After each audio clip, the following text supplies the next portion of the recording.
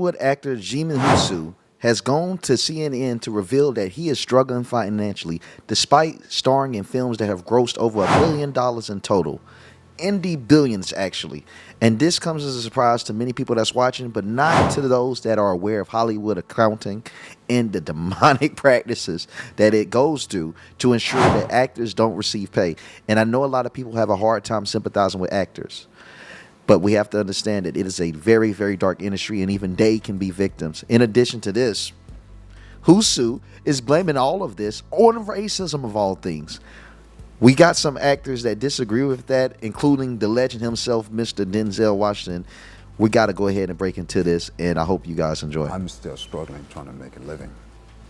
After 30 years in this business? I've been in this business and making films now over 2 decades, and still, with 2 Oscar nominations, many big blockbuster films, and yet I'm still struggling financially to make a living. I'm definitely underpaid.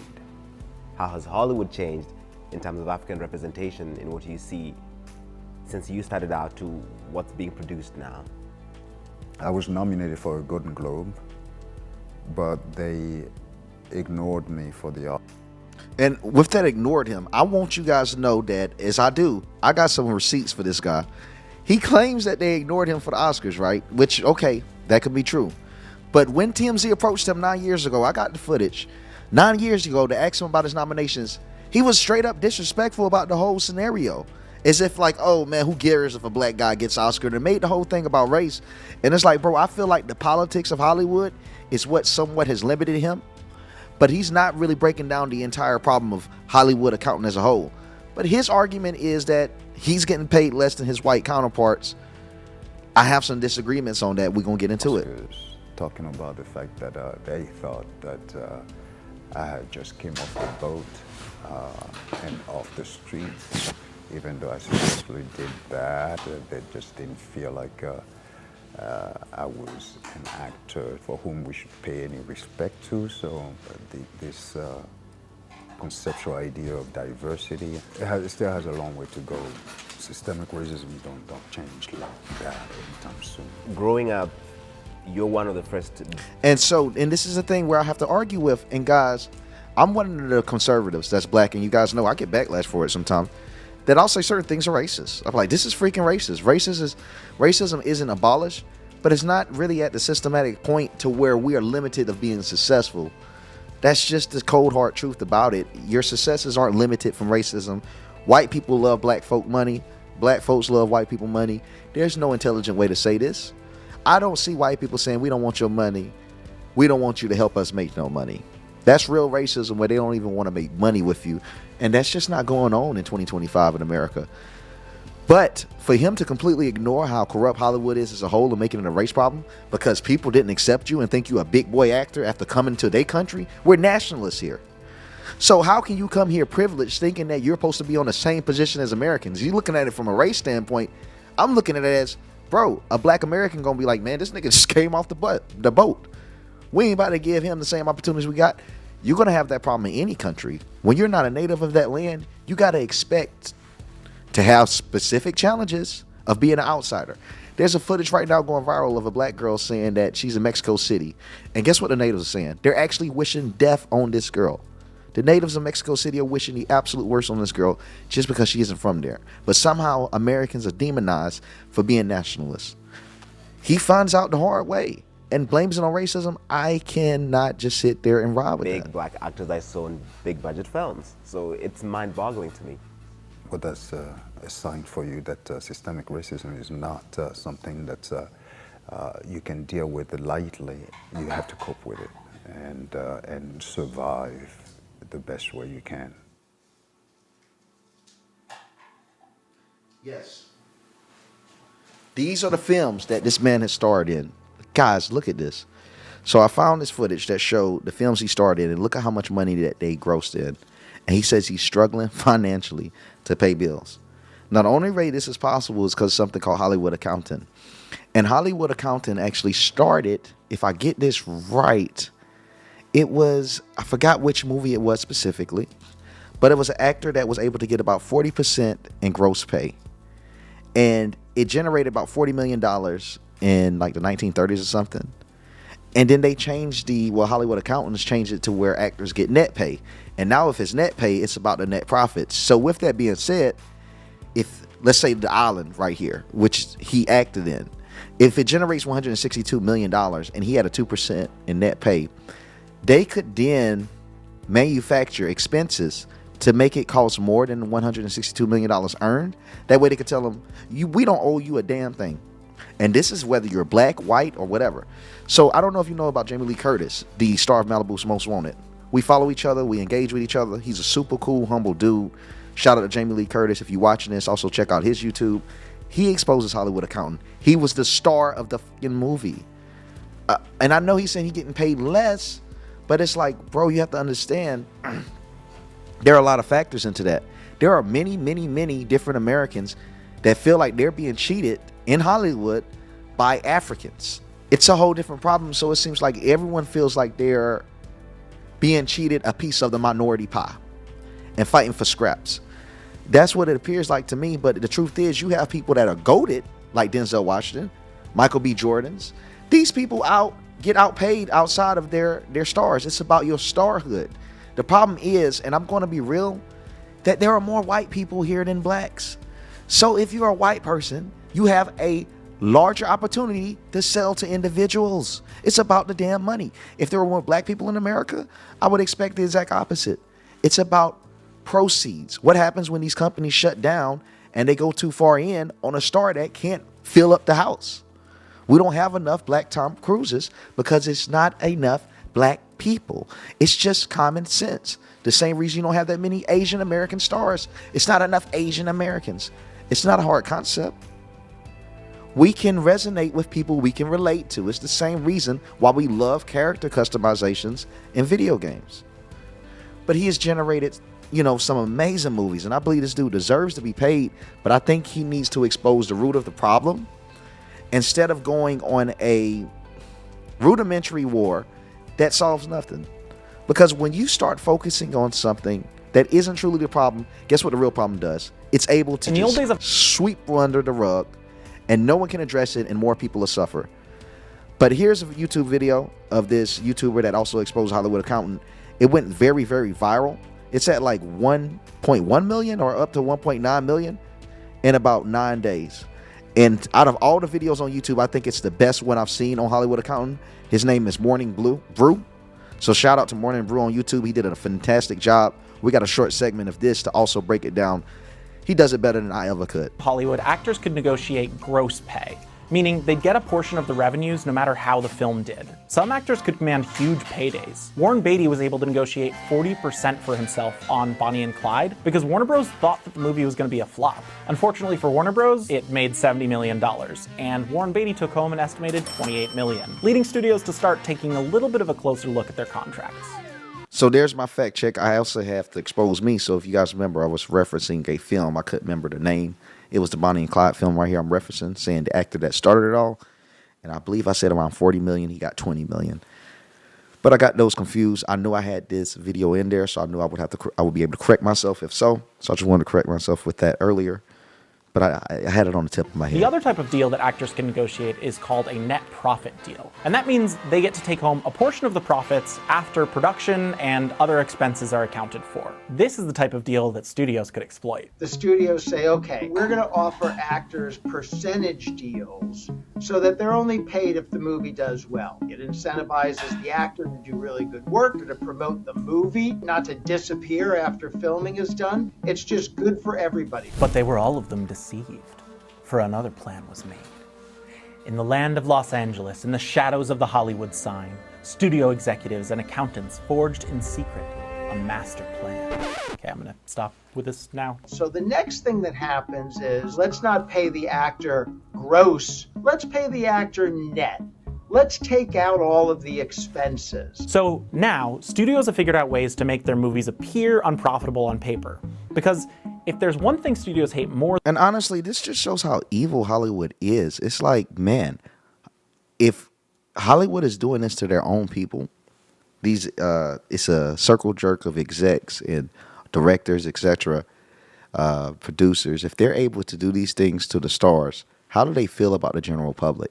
It's like if they're that disgusting to actual Hollywood celebrities, it can't help but make your mind wonder about the other conspiracies of Hollyweird. Because if you're treating stars this bad, and I don't believe in classism, but golly, what is there to be said for the rest of us? Than a box office flop, it's a box office success they have to share. A lot of what we know about the practice of Hollywood accounting came out in the lawsuit Buchwald versus Paramount, where in 1990, Art Buchwald, who had written a script eerily similar to 1988's Coming to America, sued Paramount for stealing his concept. During the court proceedings, a lot of the insane ways that studios keep their books came to light. But how does Hollywood accounting actually work? Who does it hurt? And do any movies Are you getting a percentage from the movie? I get a very small, so I'm supposed to, for my life rights, Right. I'm actually supposed to get 2% of the profits. Okay. And guys, I hope you also know that it's going back to the African actor. It's hard for me to pronounce his name correctly, but we're going back to him. Trust me, it's about to segue back to him, and it's going to slam dunk to it. So what we're doing is setting up the alley-oop. We have white actors, white people exposing the same problem, saying Hollywood as a whole is a problem. Now, like I said, he's a foreigner. And just like the whole H-1B1 visa debate, foreigners typically get paid less than Americans do. They just do, because they're in need of more opportunity. That's common. Is it a right thing or no? But it's something that I'm aware of, and it's not saying that I'm opposing any change to rectify the problem. But I'm saying the problem exists, and when you come into America from Africa and you crying about racism, it's just very, very strange, man. It's like, don't come here with the social justice stuff, bro, because it's like you're not even from here. You can't even comprehend what's real racism here, and it's confusing to me. It's like your ancestors sold mine, so it's confusing to me. And he's not a foundational Black American. He's just an African. And there's nothing wrong with being African, but if it's a foundational Black American, if it's a Black American that's complaining about this, that was born in America, etc., it's like now it's American not receiving the pay that he deserves. Okay. Which is not bad, but That's not with a that very bad, big yeah. but, that it's of the net profits. And everyone knows who knows Hollywood that there are never any net profits. So, and it's called Hollywood accounting. I think Gone with the Wind, which is one of the most successful, I think officially it's still losing money, like 80 years later. So yeah, I mean, they have sneaky accounting methods. Hollywood is infamous for not paying taxes and for not having any profits. That's why every actor and Hollywood insider, director, etc., they get percentage off the gross, right? Malibu's Most Wanted cost $12 million. It made $82 million all in, and they still say they're in the red. See, it's because there's that scum. And that's my boy Jamie Lee Curtis. If you guys know Malibu's Most Wanted, legendary movie, hilarious movie. He exposed it right here with Hollywood accounting. The main star of the whole damn movie, man. They're scum. They lie. And I can tell you why. It's because the marketing budget is X amount of dollars, and that year Harry Potter came out. Right. So they equate the same amount of money to each movie, even though that Harry Potter's getting $50 million and Malibu's getting $5 in P&A. Yeah. But they just put it over there. I You see. understand? So it's all this studio accounting bullshit. The fact that these systems exist and it's hidden from the general public, it can't help but make you wonder how much of the world is hidden. And I'm here to tell you the world is in stage. I say this all the time because once I got into politics, it was like, what the hell? There's no way that this is really orchestrated this way. There's no way all of these things are put into place to be presentable to people. And I'm sure there's many of you watching this can relate to this segment because the simple fact, that's almost any industry. I'm talking about any industry. My brother had got a job now where he gets to go to like prisons and these restaurants and clean these fans and circulation systems above where deep fryers are, you know, and to stop the grease buildup from setting on fire.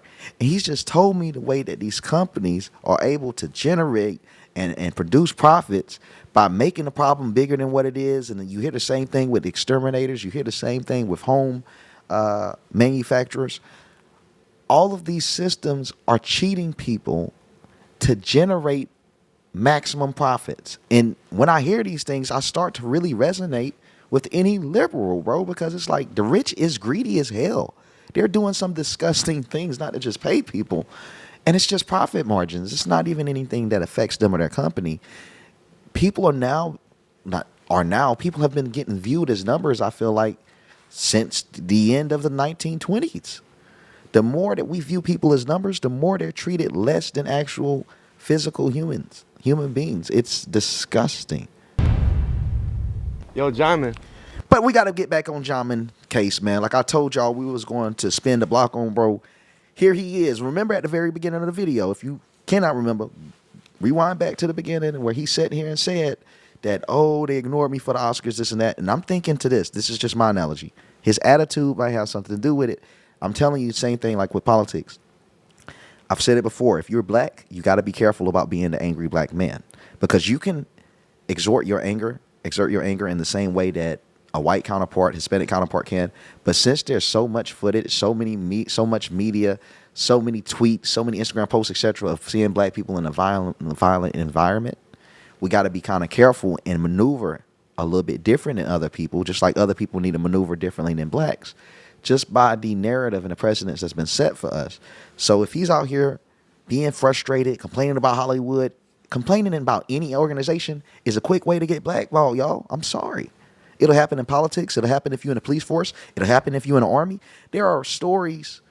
I'm just saying, you've seen it. There's stories of the horrible things happen to military soldiers because they might have exposed sexual harassment and some things that happen. I mean, it's a cold reality of the world. And he obviously was an actor that was willing to speak out way too many times, which is not going to lead to you having these monumental waves of success in Hollywood or nor any industry. And I'm not excusing that he was done wrong, but I'm saying that I wonder if Djimon sits there and thinks about how did he get to the point to where he's being done wrong. How you doing, bro? Yeah, man. How do you feel about this year is a big year for African and this is 9 years ago for those that's watching. 9 years ago, 2025 right now. So actors, you know? No. In the Oscars. Why is it every time we get like one black actor or two black actors, you talk about this year's the black this, the black that? Come on, man. I think it's amazing. And which I do get him with that. You know, it ain't got to be black. Consider us just an actor. That's cool. Just consider me an American. That's what I wanted for people. Like, just, I'm American. Consider us all one. That's cool. But watch the way his tone is and how frustrated he is with the whole segment of Oscar. I mean, you've been nominated, and this year the themes of the films, though, have been more, you know, about the struggle as opposed to different years, you know? Sure. Do you feel that, like, this could be the biggest year, like in It might, but then again, you know, you hand it to one and it will seem like, oh, that 2014 was the black year. It should always be more people represented, you know? Yes, indeed. Take care, bro. Happy New Year to you. Are you happy about it though? Like, yeah. Well, take care, man. Happy New Year, You too. and hopefully we get some big wins, man. That's what's up. He does not care. He does not care. He does not see. He already was done with the industry. He literally said, so what if a black guy gets it? He knows we need to step up and get some Oscars now too, man. That's right. Take care, man. Thank you. There's a long history of Hollywood accounting. There's a long history. So comedian Bill Burr sat down with Joe Rogan and they exposed Hollywood accounting as well. More people that have the same problems with the same industry. It's like us as blacks, we got to be careful when we call out racism, which we can say white counterparts are getting paid more. Well, white counterparts are bigger stars because they have a larger audience. And they might say, well, why not put me in position to have that audience? What if it just don't exist? We need more people that are interested in black entertainment. I mean, honestly, the greatest rappers have white people in front of their concerts. The biggest rappers we know have a large white audience. The same has to be said for our actors. You can't just be sitting here. You got to be careful what you star in. And honestly, it takes a little bit of luck. Denzel freaking Washington. And we have a segment from Denzel as well. I mean, there's been so many stories about people who made killer hit movies and never got paid. Because Hollywood's like, look, you know, we had this much had to go to advertising, and this is the production. Look how bad Elvis got fucked. Oh, yeah. Elvis got fucked so bad, and then one of the main ways he got fucked on the road, he only did one out-of-the-country date. I believe he did Toronto. And he never traveled the world because his manager had something going on with his visa, and he was worried if he left, he wouldn't be able to come back. So that kind of like fucked Kept him Elvis in out America. of a ton of fucking money and seeing the world or whatever the Yeah. fuck he might have wanted to do. And then do you think Disney's ever going to work with you again? No. No. I mean, So- no. It's such a common theme. We've talked to Not some of the actress. top auditors in the business, and in This is a problem that is massive, but I don't know if I can just put it all on racism, y'all. I'm sorry. it's like, oh yeah, let me call my person over here. Like, yeah, we audit them all the time. Like, it's just a known thing. If you want to get that money, like they're like, come take it, but you're gonna have to spend money. To I mean, take I'm it. not saying I know anything about Disney. I'm not saying I don't. Yeah, and I'm Nothing not- towards Did you Disney. just get scared, No, John? yes, I did. That mouse just creeped up right behind me, and I was like, dude, Wait a I minute. don't know anything about you guys. I don't work with you guys. I It's know okay. nothing. All 10 of our. I'll take over. Yep. So Denzel's going to take over, and let's see what he has to say about the whole race situation and his position in Hollywood. No, you're not. It starts off capable with this clip. of continuing the practice. And I know this I'll is a take clip, over everyone. because in the architecture of this firm, I am a pillar. Yes, and Roman, I'd hope to reward you for that. Hope don't get the job done. What does that mean? That means Hope don't get the job done. There was something I read where you talked about your people from Mount Vernon saying that, you know, like they've done like 40 years in the penitentiary together. So, and, you know, incarceration rates in America has been a problem, especially as opposed to minorities. And Roman delves into the issues around the legal system. Do you think we've made any headway in the I legal think it's more important to make headway in our own house. By the time the system comes into play, the damage is done. They're not locking up 7-year-olds. Yeah. You know, I was in Chicago a couple of 3-4 weeks ago, and we saw these little kids on bikes with masks on the side of their head, like 5 or 6 of them. And the driver said, "Yeah, they're little yummies." I said, "Who?" He said, "Little yummies." Look up, Google Little Yummy. Little Yummy was an 11-year-old murderer. Wow. And you look at his picture, you'll see the headshot of him, and he's like this. And he got murdered at 11 by a 14-year-old. Wow. Who's doing life now, and a 16-year-old. It makes no sense. You blame the system? Where was his father? It starts in the house. It starts in the home. And yeah, well, my father got locked up. Well, where was his father? Yeah. Denzel, You know, Denzel should be a public speaker. And honestly, what I'm going to do, I've been saying this, I want to find a way to collaborate with Denzel Washington, because he's really been saying this. He's been saying such relatable stuff to typical conservatives, and, you know, not to make it just a bipartisan thing. I just think that would be a good bridge to create, because the dude is an amazing speaker and pretty big Christian, whatever. I saw he just recently got baptized, but he is really a narrative breaker himself. He really is, because Denzel could have been the greatest tool of Hollywood, and yet he still chose to be humble. He still yet chose to treat people as humans and inspire humanity to make the right choices.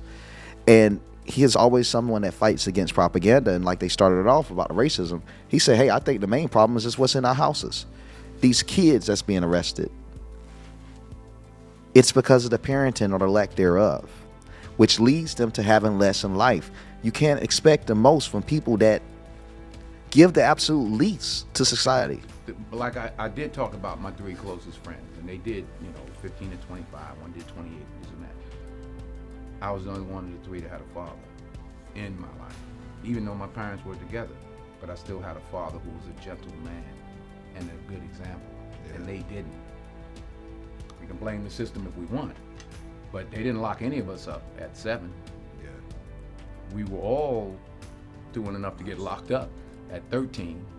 My parents sent me in another direction. They didn't have anybody to help them, and they kept doing what they was doing, and the system got them. So I don't, the system is rigged, but why, all the more reason not to help it. And I'm got to bring it up, Djimon or Djimon Mustard, however I pronounce dude's last name. He's worth at least like $4 million. Net worths are severely inaccurate sometimes, but it says he's worth at least $4 million. He's not, to say he's struggling, his bills could be significant. Even if he's worth like $6 million to $4 million, he could actually be struggling. But like I said, just like with the video before this one about Hollywood celebrities with their houses burned down, it's hard for Americans to sympathize with them when Americans have so much less than that. It's just hard. Speaking of fatherhood, Olivia, Malcolm, JD all doing great things, and JD is now working with Spike Lee right now, on yeah. the Black Klansman. Yeah. I want to know, like, do you have any advice for him on working with Spike? We were talking this morning. We were talking about an hour and a half this morning, and I'm proud of them all. My daughter's doing Shakespeare, Taming of the Shrew in Chicago. My other son's an AFI graduate, Penn graduate, got a Morehouse graduate, an NYU graduate. You can judge a man by his kids a lot of times. Yale graduate. You know, my wife did a great job. You know, but to answer your question, yeah, we you know, it's hard when you're a father, you know. Yeah. I'm trying to stay out of it. But I'm his father, you know. Yeah. But he asked me, you know, and I told him, I said, man, roll with Spike. Spike, I learned how to really improvise and flow with Spike. Yeah. You know, we're on Mo Better Blues and all the rest of them, and he's learning that now, and so I'm proud of them all. Just love it, man. Denzel Washington has a way of just demanding your attention on camera. This video went a little bit longer than I wanted to, but I just don't feel like I can agree with him on the racism thing. I'm not here to tell you guys how to believe. I'm just here to present some interesting news, interesting clips that I found all together throughout the years, bring them together to have a concise story to present to everyone. I don't know. Maybe we can have some people with some Hollywood experience can break it down, can break me down, read me like a book, and make me look like a fool. But I'll be checking in the comments to see if that happens. Please like, comment, and subscribe, and click the notification bell to stay updated until we break another narrative. All right.